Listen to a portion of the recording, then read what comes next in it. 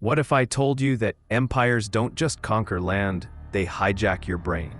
The way you speak, the food you crave, even the stadiums you scream in on weekends? All leftovers from empires that rose, collapsed, and still refuse to shut up. Empires don't just die, they leave fingerprints etched into centuries. Some are inspiring, some tragic, and some so bizarre you'll laugh out loud at how insane history really was. So buckle in. Today we're jumping from blood-soaked pyramids to Roman aqueducts, sailing on Spanish galleons, sipping a French cafe latte, and somehow ending with modern superpowers using debt, corporations, and Netflix to run the world. This is empire building, the story of how power shaped the world you live in right now. The Aztec huffle, power, tribute, and why everyone secretly hated them. Imagine this. You're a small Mesoamerican tribe in the 1400s, chilling with cornfields, festivals, and ball games where losing doesn't mean oops, no trophy. It means decapitation. Suddenly, the Aztecs show up. Not just warriors, but empire pros. Their capital, Tenochtitlan, modern Mexico City, grew fast through alliances, intimidation, and conquest.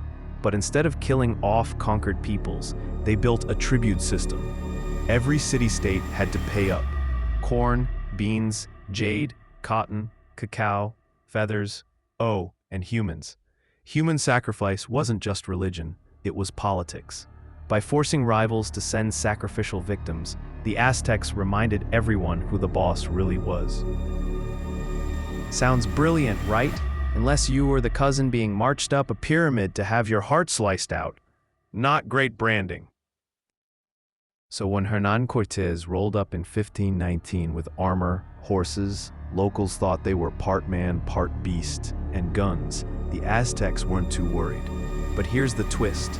Rival tribes like the Tlaxcalans and Potenoks hated the Aztecs so much, they sided with the Spanish.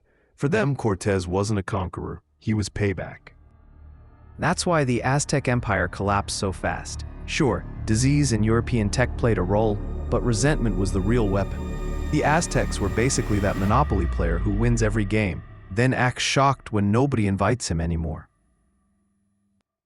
The Roman Empire, the original make it cool to be conquered campaign. Now flip the script. Rome didn't just crush enemies, they seduced them. Here was their genius. Don't just scare people, include them. Rome would smash your army, then say, nice temple. Keep your gods, keep your culture. Just add Jupiter, pay some taxes, and here's Roman citizenship with legal perks and bragging rights. That Romanization strategy turned conquered people into wannabe Romans. They built amphitheaters, spoke Latin, strutted in togas, impractical but fashionable, and started calling themselves Roman. They weren't erased, they were recruited. Result? An empire that lasted centuries and still echoes today. Roads that tied continents together. Aqueducts that brought clean water. Legal ideas like innocent until proven guilty. Even your calendar months? Named after Roman emperors. Sports arenas? Colosseum copies. Lawyers still quoting Latin. Rome's fault. Rome discovered the real empire trick.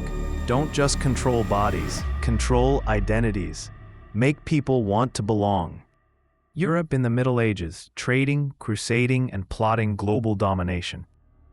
After Rome's fall, Europe wasn't just dark, it was scheming. Between 1000 to 1500 AD, the Crusades became empire projects dressed up as holy wars. Sure, it was about the Holy Land, but also about land grabs, trade routes, and cash. Venice and Genoa made fortunes moving crusaders and goods. Europe got hooked on spices, silk, and sugar. Seeds of global domination were planted. Tech boosted ambition. Better ships, compasses, maps. Suddenly, oceans weren't barriers, they were opportunities. And Europe was about to unleash itself on the world. The age of exploration. Europe grabs the planet.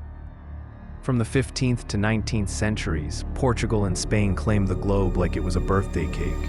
Colonies in the Americas, Africa, Asia, you name it. Gold, silver, sugar, and slavery fueled their rise. Then came the Dutch and British, who gamified colonization with corporations. The Dutch East India Company and British East India Company weren't companies. They were superpowers with private armies, war powers, and tax systems. Imagine Amazon with cannons. France spread its culture through colonies worldwide. That's why you can eat French fries in Africa today, imperialism on a plate. Colonization didn't just steal land. It rewired economies.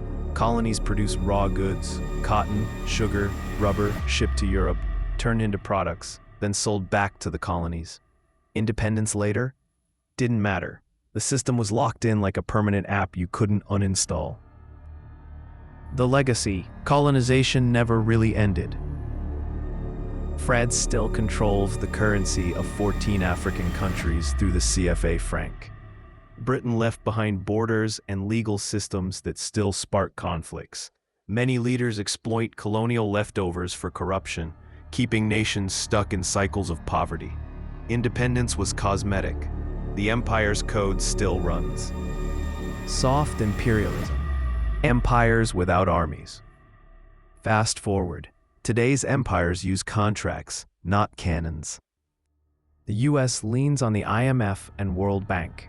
Loans come with conditions: privatize industries, cut social programs, open markets. Sounds generous, until nations are locked in debt traps. It's economic imperialism with a credit card smile. China's Belt and Road Initiative? Similar play. Countries get massive loans for ports and highways. Can't pay? China takes control. Sri Lanka had to hand over a major port for 99 years. That's not a helping hand. That's foreclosure. Modern empire is built on money, debt, and corporations. Not flags, contracts. The future: digital empires. Tomorrow's imperialism might not be about land at all. It'll be about data, algorithms, and platforms. Who controls the internet? The apps? The AI? If your smartphone, apps, and cloud storage all come from the same two powers, who really rules your world? Empires are evolving into networks of influence, culture, and tech. The game hasn't ended, it's just gone digital. Conclusion. From Aztec sacrifices to Roman citizenship, from Spanish galleons to British corporations, from French currencies to American loans, empire has always meant control. Sometimes progress, often exploitation, usually both. And here's the kicker: we're still living inside it. The borders, the languages, the foods, the systems, they're all empire fingerprints.